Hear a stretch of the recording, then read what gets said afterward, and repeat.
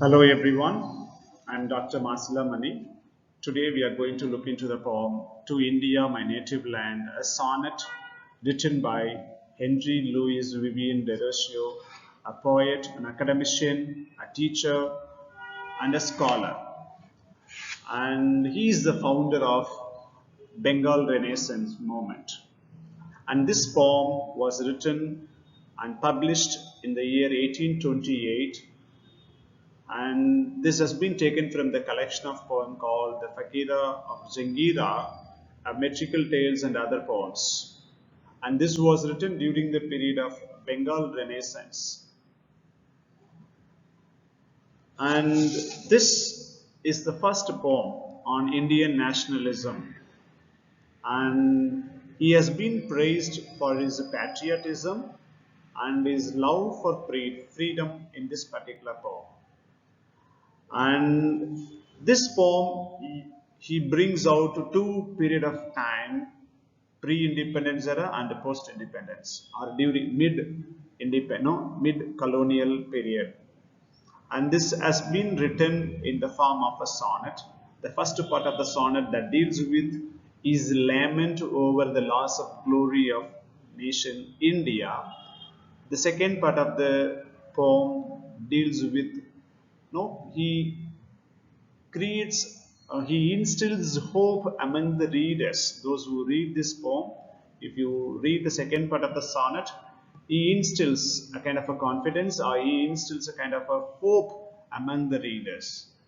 Let's move on to the text of the poem.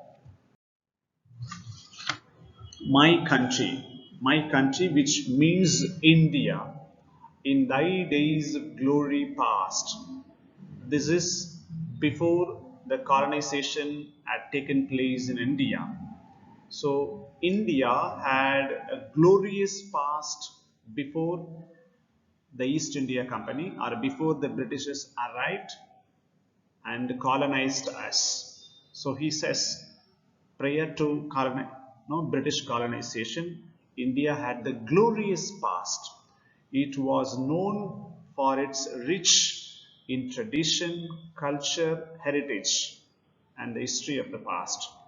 A beauteous halo circled round thy brow, a beauteous halo, a kind of a light of a circle on head, right? That denotes a kind of a divinity, a divine power.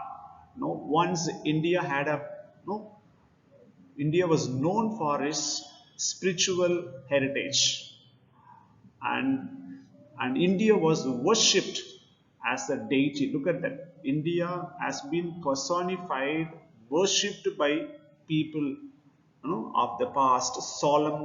Solemnly, people worship the land.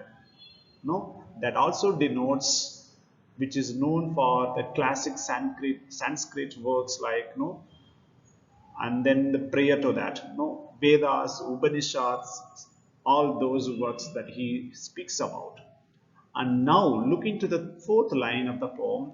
Where is thy glory? Where the respect, reverence now? Everything has been lost. Once they started, once they started colonizing us, enslaving us, the glory of the nation has been lost. The respect was lost. And now he compares the nation India to a bird called eagle. Eagle is something, a noble bird which can soar up like anything. Higher and higher it can fly. So India's glory was higher and higher like the bird eagle. And now the wings of the eagle, the India's wings are chained down at last. And how it is chained down? Look at that. Growling, no? Lying on the ground,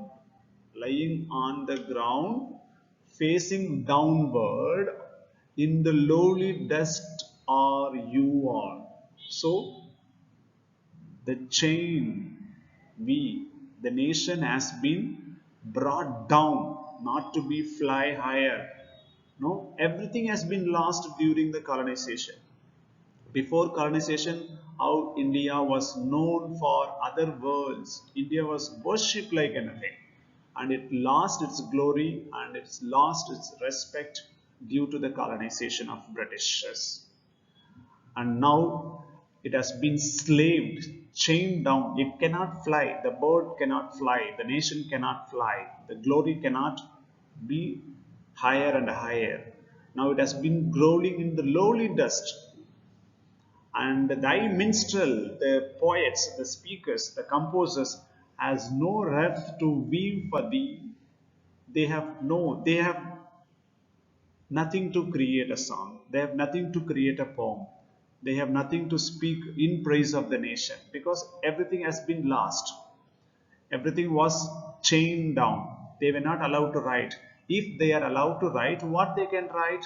They can write about the sad story of thy misery. Which misery? The country's misery. If they can write, if they can compose a song or a poem, that can be only the tone of a misery of the nation. So this is something, a lament over the loss of glory. And moving to the second part of the sonnet, well, let me dive into the depths of time.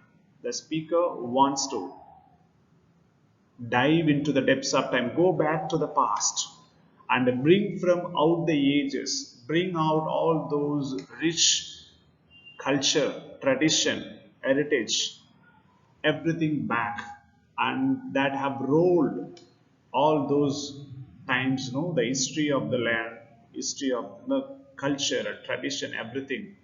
A few small fragments of these wrecks sublime which human eye may never more behold.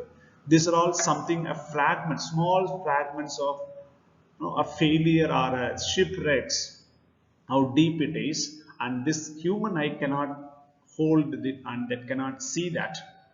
And let the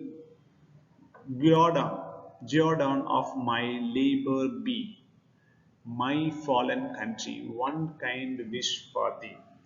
For doing this, so he wants a kind of a reward.